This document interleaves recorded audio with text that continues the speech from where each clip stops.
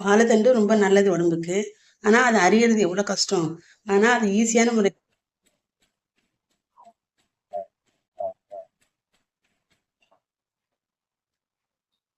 செத்த நாளையில அரிஞ்சிட்டோமா, அவ்வளவுதான். ஒரு அழகா சீக்கிரமா அரிஞ்சாச்சு பாருங்க. அவ்வளவுதான். இதுல தண்ணி ஊத்தி ஒரு முள்ளு இருக்கு. குழந்தை காமிக்கிற பாருங்க எப்படி இதில் நார் எடுக்கணும். ஈஸியா எடுத்துடலாம்.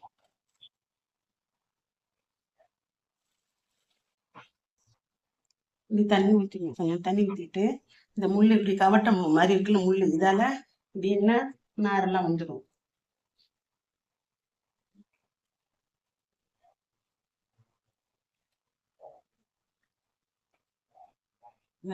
நாரெல்லாம் வந்துடும்.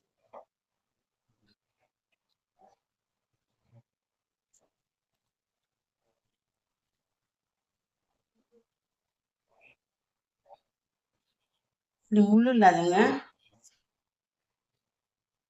முள்ளு கிடைக்கலன்னா நீங்க இந்த மாதிரி டிஸ்க் இருக்குல்ல, இதை கூட வச்சுக்கிட்டு இப்படியே எடுக்கலாம். இது கிடைக்கல, இது இதால எடுக்கலாம்.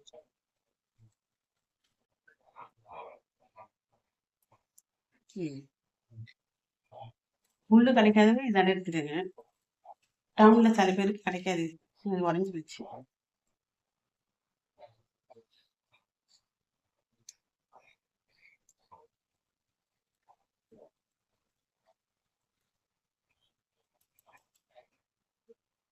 கிடைக்காதவங்களுக்கு இதால எடுத்துக்கங்க. எங்க வீட்டுல இந்த சைட்லாம் முள்ளு கிடைக்கும். இந்த வேலி முள் இருக்குல்ல, தூண்டி முள், அதால நாங்க எடுத்துப்போம். ம்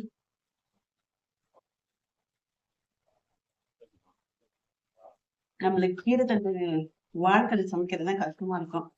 அரியறது தான், ஆனா உடம்புக்கு ரொம்ப நல்லது. அதை அரியறதுக்கு பயந்துக்கிட்டு நம்ம சமைக்கவே பயப்படுவோம். நீங்க அரிஞ்சு ஈஸியா அரிஞ்சு இந்த மாதிரி படி, இது மாதிரி ஏதாச்சும் ஒரு டம்ளர் கூரா இருந்துன்னு அதில் அப்படி குத்துனீங்கன்னா சத்த நாளைக்குள்ள இது மாதிரி தூள் தூளாயிடும். அதாவது முழுகிச்சா தண்ணி ஊற்றி இப்படி முழுகிச்சால இப்படி பண்ணி நார்லாம் எடுத்துட்டு அரைச்சிட்டு சமைக்க வேண்டியதான். என்ன விதம் என்ன சமைக்கிறீங்களோ, பொரியலோ குழம்போ மசியலோ எது வேணாலும் செஞ்சுக்கலாம். அவ்வளவுதான்.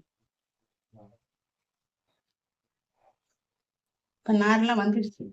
நார் இல்ல. அரியப்புள்ளையே வேற வந்துச்சா, இப்ப வேற வந்துருச்சு, நார் இல்ல. அவ்வளவுதான். இது கொஞ்சம் தயிர் ஊத்துங்க. தயிர் ஊத்துனா வெள்ளையாவே இருக்கும், வீணா போகாது.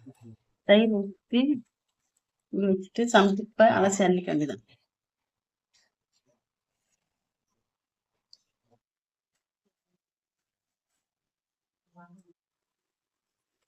அதுல முருங்கைக்கீரை போட்டு தோட்டினா நல்லா இருக்கும்.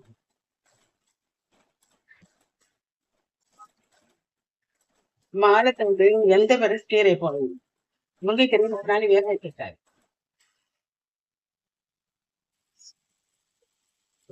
தேங்காய் போட்டு இறக்க வேண்டியதான்.